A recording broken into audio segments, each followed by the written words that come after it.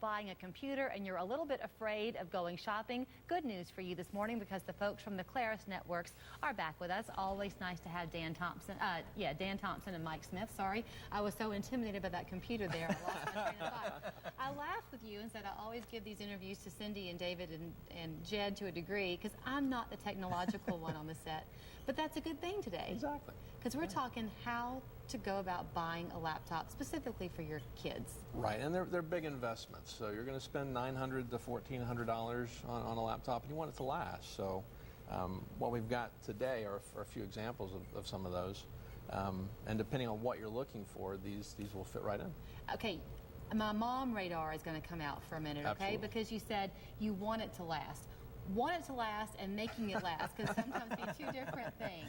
So let's talk about practical use once you get them. I asked you earlier, Dan, if there's something we do that kind of misuses our laptop, and you said actually there is. Yeah, absolutely. So, anytime that you're hard on your laptop physically, like so if you drop it a lot or you're not paying attention, you kind of bang it on the walls, those can definitely be events that will shorten the life of a laptop. Right. But, generally, you want to take care of it. A lot of the newer laptops that have solid-state drives in them, which Mike will talk about in a second, they can handle falls better than the old ones can, but still, you kind of want to be not, overly cautious with them, but you don't really want to be banging them around either. This one that you're holding is what? What kind of a computer is that? So this is a convertible tablet. So it's got the screen that revolves around. Yes.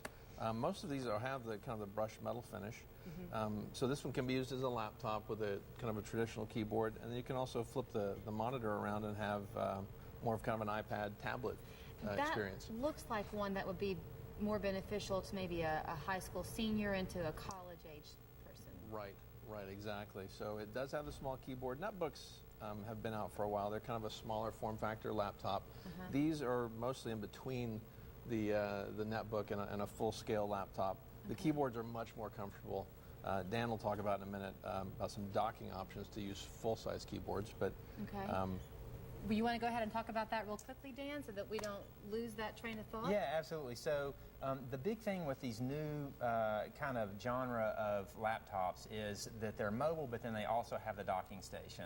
And what the docking station does for us is basically gives us a lot of ports. So while I'm at home, at my desk, my monitor is plugged in, my keyboard and mouse is plugged in, and so I have the typical desktop experience while I'm there, but then I basically just hit this slide, grab my laptop, and I'm out the door, and I can use this thing, and it's a very light form factor. Nice. And really what this is in response to is HP and all the other manufacturers are seeing, hey, people are kind of going towards the tablets, but maybe they don't do everything I wish they would. Right. So now they're making the laptops to where, they're still very mobile and usable, but then when you get home, I can do a lot of heavy lifting. Let's talk about what they do. You said for word processing and basic typing, that's your computer. It will do all of that. Absolutely. Where it could fall short is where? So if you are into heavy video editing, you're going to have struggles with some of these. With the bottom two, with the Folio and the new Dell, they can handle it just fine. The Revolve is going to struggle with video a little bit. Photo editing you can do with any of these laptops. The big thing is in the future. So if your goal is to be a video editor long term, you're probably going to want to get something beefier. But if mostly what you do is word processing, email, internet kind of stuff, these things are going to be great. They're going to last you for forever, and then no real worries about having to upgrade unless the thing breaks. That's still a lot of money that you're putting into it, and you say buy what you can afford. Yes, definitely. Buy what you can afford. Also plan on spending $30 or $50 on a good laptop bag to put it in with good padding.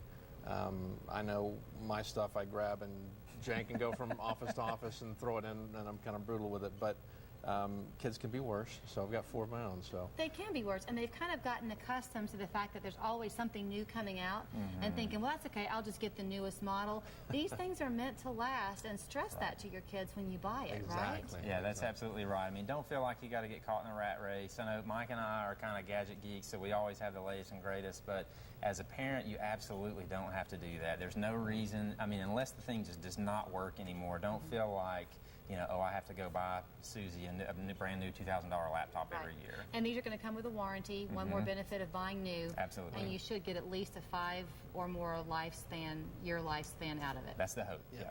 Okay, very good. It's Claris Networks. You'll see their website there, clarisnetworks.com. Always nice to have you. I still have my ring-a-ding phone. And you rock it well. Keep on going. I can text like mad. We're back. More music from Chris Slayton next.